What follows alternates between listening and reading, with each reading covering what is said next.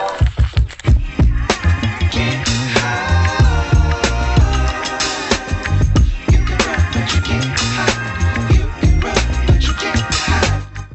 welcome back, everyone, to That Yearbook Podcast with those yearbook people, which is me, Sabrina Schmitz, and Jim Jordan, also known as Jimothy. We are so excited to have you back, Season 2, Episode 3, and we're talking about a subject today that is a little different. It's not our normal, design, theme, story writing, interview, all of that stuff. It's about staff manuals. Doesn't really always sound like the most exciting thing. We're going to make it exciting, though. Right, Jim? We got some great examples from you guys that really sort of expanded our thinking as well. I mean, I always had a staff manual. Sabrina had a staff manual, but there's so much you can put in there that we think it will make your production easier. It will kind of shield you from bad things happening down the road, save you a lot of grief, perhaps, when things don't go exactly like you hope they will. And it will help you just generally have a smoother year. And that's really what it's all about. If you put a bunch of work in and front load it, it's going to be done forever, or at least partially done forever. And it will help make your whole process of putting the book together even more clear. Let's talk for a second, Jim, about why do advisors need to have a staff manual? Why is this even a thing? Why is it important? Well, it's important because it lays down so much information that everybody really needs to know. They need to know what their job description is.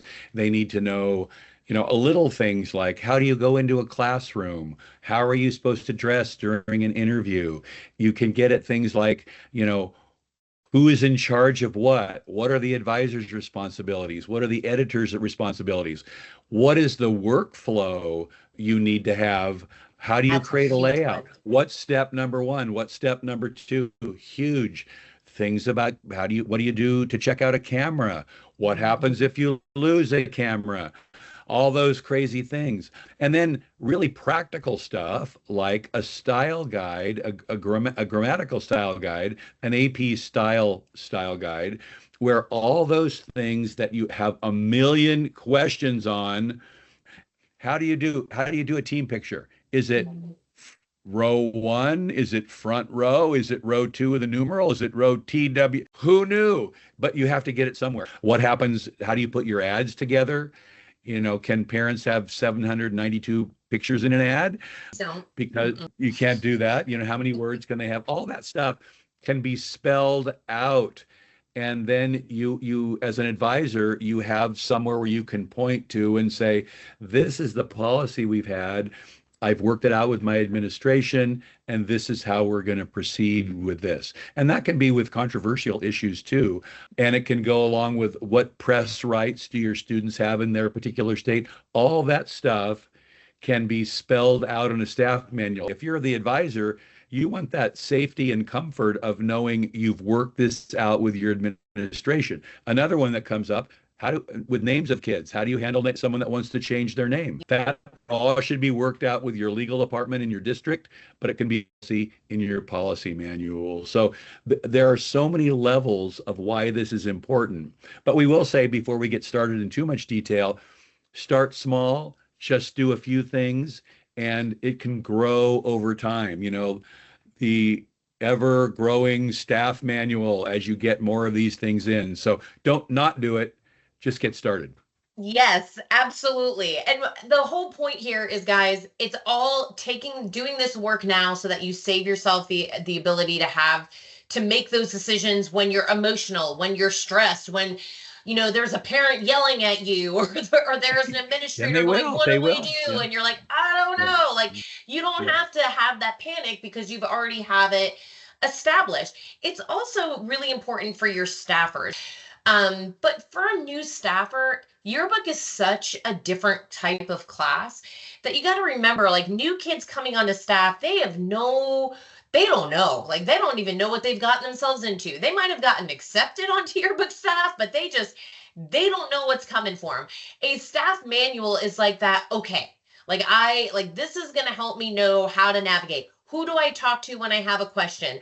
What does that whole workflow look like when I have to submit a spread? Who does it go to? Jim and I we talked a little bit about this. Like, how do you get that information to your staff? Like, do you just hand them the staff manual and say, look at this, read it in your free time, like because they're not gonna, that. Oh, I know yeah. that I wouldn't have done it either. So I would have my editors break into groups, and I would break my staff into groups, and they would rotate, and each group would go over a certain part of our staff manual. So they would go over, policies and procedures, and someone else would be going over style guide, and someone else would be going over expectations and conduct, and they would rotate around. And then we might do like a quiz game or something like that to make sure like are people actually learning these things. And I actually thought too, when I was in school for journalism, we used to have weekly quizzes on the AP style guide. Like you're going to have quizzes on the letter like A and B, and you had to learn like, do you capitalize Kleenex because it's a brand versus like tissue, which is not, and I'm like, why do I need to memorize this when I have the book in my hand? But the difference is when you're working, you won't want to go look it up. You're going to want to know or have an idea of what those things are. And then you always can go look it up if you need to. So making sure the staff actually knows what's in that staff manual, is prepared, they're quizzed on it in a fun way. I like your idea. I like your idea of the groups though, but the quizzes seem to work pretty well too. That's right. My editors, that was a task. That's not necessarily anything you have to do, or it's probably your chat GPT can make you a quiz in about 2 seconds. But just to go over and talk about it. I mean, we could have, Tuesday, we're going to have a little quick quiz on the staff manual, and then we're going to talk about it. It shouldn't be anything that frightens anybody, but it's just something to keep that information out in front of everyone. One thing I also want to say, and I didn't do this, but I think it might be a good idea. Once you get I'm learning. I never did it, but you guys I'd should. be a better advisor now than ever. Same. But once you get it done, this is something I would sit down with an admin and just flip through and say, this is what we have here, and this is what we're doing here, and this is our policy here, and does this work with you, kind of a thing. So they're aware of the level of concern you're putting into all these specific parts of the creation of the yearbook process. You have to sell the great work you're doing to your administration, I think, over and over again, that this is not just slapping pictures in a book and hoping everybody's going to like it. It's bigger than that. These big issues come up, and remember what we do here as journalists. This is communication, right? Like, this is communication at its core. So making sure that your expectations are put out there, the staff, your staffers and editors know what those expectations are, your admin is aware of what those expectations are, and you're aware of what their expectations are. You're just taking the staff manual is putting everybody on that same page. We are all aware of what's going on. So much better to do that up front than do that as a reaction to a specific situation. And that's not when you want to be making these decisions. You're stressed, there's emotion, there's too many moving parts. Do this now, save yourself the headaches later on. Totally worth it. But get everybody on the same page up front. I know staff expectations, job responsibilities, those are usually in that staff manual. And thankfully, we had wonderful people, like Jim mentioned, sending in their staff manuals on the Walsworth Advisor page. So we have lots of examples for you guys to use. So note, like, as we're talking about all this stuff, and as you go through the training video and look at some more specifics about what goes in a staff manual and why, you don't have to start this from scratch. Like, this does not have to be you going, okay, staff manual, where to begin, and spend the next week of your life doing this. Don't do that. Okay. Just take something. In the training video, I think we have 10 different sections that you can think about, but let's just do a quick overview now of what some of those are. You need to start with some kind of an introduction and statement of purpose for your yearbook. That's where your mission statement and your goals go right from the get-go. So everybody knows what we're all about. What are you all Mhm. about? What are you going Yeah. to be focusing on this year? In that section, I would always write a letter. And Sabrina and I do this in Elite Weekend, where we come up with these 5, 6, 10 things that we want everybody to know, that's kind of we're seeing out there. And that's what I did in my letter. What are the 5 or 6 things I want to communicate to my staff that will make you be successful and have us have a great yearbook year? That goes in my letter. Then I would have my editors write a letter to the staff as well, where they can communicate with them as the people they're going to be working with about how glad they are that they're there and what they're going to see in the whole yearbook process. This is a big deal of what we do here. We are the record keepers for the year. If we don't save it in the yearbook, it's not going to be anywhere else. And so people need to get that sense. This is a Yeah, it big does make deal. them feel more professional. Like this is like Yeah. a real thing that you're doing here. It costs money, people pay for it, like that's a big thing, and it is a historical document. So having something like this, I think, does help kind of add to like the fanciness of your Yeah. book. Like Yeah. The this is a importance. professional thing. Like this isn't math class. Like you are doing something that is very important. So I think that having that staff manual really does help move people or move the staff in that direction, that mindset. Yeah, and students are so great. If you raise the bar and expect things, they will rise to the occasion every time. And I love that. Absolutely. So we Absolutely. kind of have the introduction section. Then there needs to be something, this is really important too. What are the staff expectations? You know, what do late nights look like? Are you going to stay after school? Do you need to stay after school anytime? Will there be any times when you might have to stay even after 6 o'clock? Is there do you have late night expectations? Do you have any Sure. Saturday expectations about meeting your deadlines? What happens when you meet a deadline? Yay, or you Mhm. don't? Boo. What happens? What happens then? You can have expectations about ethics and, journalistic ethics. There are all sorts of things that you can have there. And then contracts. It was always important in my staff manual, and actually this happened long before this. There was an editor contract that I would write. There was a staff contract that I would Mhm. write, and they would sign it. And sometimes, this is also a good idea, have the parents sign it. Oh, I So always had my parents sign it. Absolutely. Like those parents need to know that just like a football player or band kid has to stay after or come in on weekends and to practice and rehearse or drama, whatever. That's all expected from those areas, but sometimes they don't think no, that they need to stay after school. They need to come in on a weekend or something like that for yearbook. I wanted parents to know exactly what that expectation was for their student as well. So yeah, have that contract, but have students sign it and parents sign it. and so then when you're having problems during the year, you can go back. Remember when you and your Mm, folks signed this? It's really important. It's like a touchstone that you can go yeah, back to. And communication. yeah, Make and that this clear from and the front.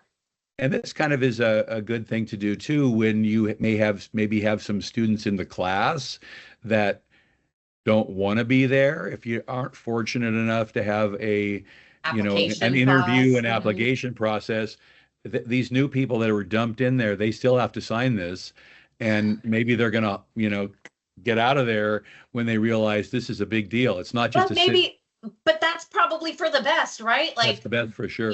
this is probably not going to be a good fit for either of us. So let's just go our separate ways and know that, this isn't for you. That's totally fine. But let's figure that out up front before they're responsible for a spread in the yearbook and then nothing gets done. And then you're stuck trying to scramble to put a spread together because that kid was never going to be involved to the level that you needed them to be. That happens. It's not for everyone, but And those contracts help figure that out earlier than And later. that's a good thing. This is kind of a sidelight a little bit, but I would go up to my counselors and show them the contract. Hmm. This is what the expectations are. So as they're in their counseling mode, deciding Great what idea. would be a good fit for the the student, Yes. they can know this is, and I had my counselors were great in my Hmm. school. They knew probably not a good fit, Yeah, but you're love ya, but but you're not meant for yearbook, That's kind of its own thing. this rolls into job descriptions, how Mhm. important it is that everybody knows what's expected of them. So Huge. you're going to have a big old paragraph for each different job on your staff where you outline everything that they need to be doing, Including um, the advisor. I think that's so important. including the advisor. Yes, and it's not like because like advisors were trying to put more work on your plate. Like it's because if the students know what you're responsible for, then they also know what you're not responsible That's for. right. That's You, a big thing to establish. It is not your job to be running around on a Friday night taking pictures at a football game, or selling yearbooks during lunches. That is their responsibility. But if everyone has that outlined in their job descriptions, there's no finger pointing of I yes. thought you were gonna blah blah blah. No, you don't need any of that. Like as that eliminates that because everybody's on the same page about what's expected of each position on staff. Yes. So Huge. you are the advisor, not the editor in chief. That's right. That's right. It's We want you to when don't you're burn yourself 24 out. years old, you kind of think maybe you are the editor in chief, Mhm. but that's not sustainable over the long run. That's right. That's right. So set those boundaries for what you can do and what you can't do. Yes. Jim kind of mentioned some of this earlier, but there are things that are going to arise throughout the school year, some of which are hard. Like not that we want to be a Debbie Downer here, but like sometimes things get tough and you have to be able to navigate these emotional, stressful situations and how they apply to yearbook. And so things like if there is a student or faculty death on campus, what do? You don't want to have to, people will come to you and be like, we think we should do this in the yearbook, or we should do this in the yearbook. And everyone's hearts are in the right place. Like, everybody's just trying to do the right thing. But if you have this established already in your staff manual, you don't have to think through that in that time frame. You already have it established, and then it is equal across the board. So no matter when this happens, or if it unfortunately happens again, you're not doing things, differently from one year to the next. It's always the same. This is the yearbook's policy. This is how we handle it. And that takes that stress off your plate in that moment. You don't have to make a decision. You just know what your path is. Same thing's true for things like name changes. That's been a bigger and bigger thing in recent years. How do you handle that? Some of that might be district mandated, state mandated, might be something you talk to your administrator about.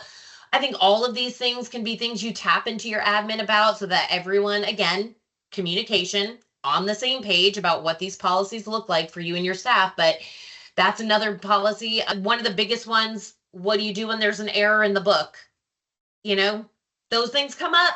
We Yeah. want to have a perfect book. Trust me when I say there was one year I was like, there is no way there is an error in this book. It is impossible. I've read every word 500 times. It is perfect. And then the book comes out and like this person's like, it's not my title and my name's spelled wrong here. And I'm like, how did this happen? It will always happen. It will always, there's never been a perfect book.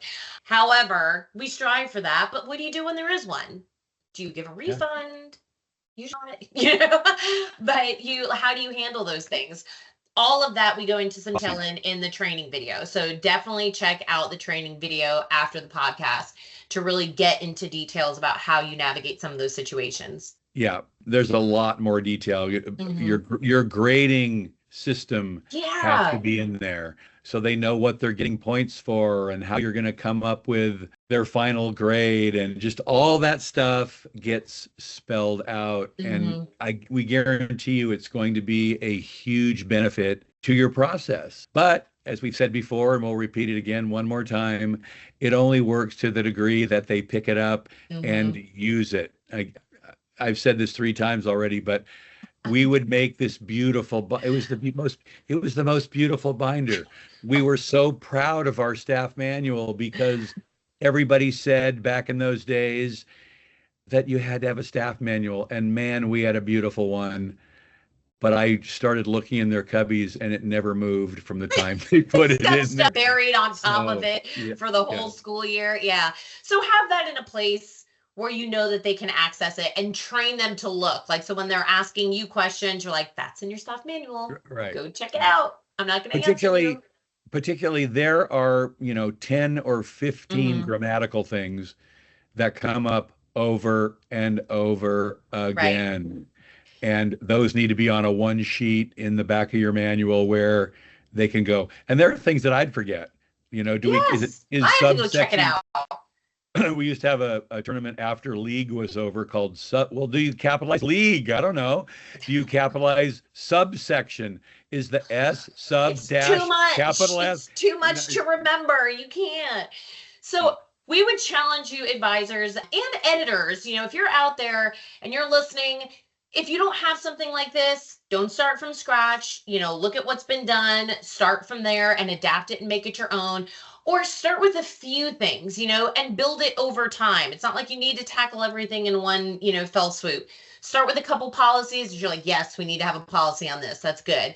And then as things come up, you can add policies to it or change things or adapt them, but definitely have something in place for a staff manual. It's not busy work. It's not, meant to just be another thing that you have to say, okay, well, we have to put this on our list of things to do. It's No. there for your protection and to help give you and your staff some peace of mind. You know how to navigate all of these situations. It's going to make your life so much better. Yearbook Yeah. life should be easy. That's what we Yeah, want to help with. and someone once said it's sort of like on one level it's an insurance policy Yeah, because love you're it. you're you're covering yourself, you're letting people know every detail. There's nothing that's hidden about expectations or how you're going to handle certain things. So you can kind of hopefully sit back and be Mhm. ready when the inevitable craziness hits. That's right. Because it's gonna. You're Yeah. not gonna escape it. Yeah. So before we wrap up here, we wanted to give a quick school shout out Yes, we do. because we've been to a lot of schools lately over the past couple weeks, and it's been a ball, and we could probably It's, give like 50 school shout outs right oh now my for goodness. various reasons. Yeah. But there Yeah. was one we wanted to give a school shout out. It is going out to Seminole High School. We loved hearing from them because they told us that they used Yearbook Boot Camp. They were Yes. they were using it. They had that going on in their classroom. They had their staff learning how to make spreads from scratch. And Jim and I were like, yeah, yeah, yeah, yeah. We're so excited. Like that people were out there using it. So shout out to Seminole High School. We were so thankful for you guys telling us that you're utilizing that, and to everybody else out there that already is. You guys rock. Thanks. We love Yeah. that. Hopefully you did do boot camp. Hopefully you're Mhm. watching advisors, you're watching these podcasts and the students are checking up on the training videos because we really are out here. Our goal is to help make your job easier, more fun maybe, and really give you materials that you need to be as successful as you can as an advisor. We love getting our minds blown by what you guys are doing out there in your classrooms all the time. So excited to see it. Share it with us, please. Let us know what's happening out there. Thank you guys so Yep. much. We appreciate you. Make We love. sure you are subscribing to That Yearbook Podcast and that Yes. you're watching these training videos afterwards so that you get all this extra information that we want you to have. Thank you for tuning in to That Yearbook Podcast. Be sure to subscribe and leave us a review on your preferred platform. Happy yearbooking!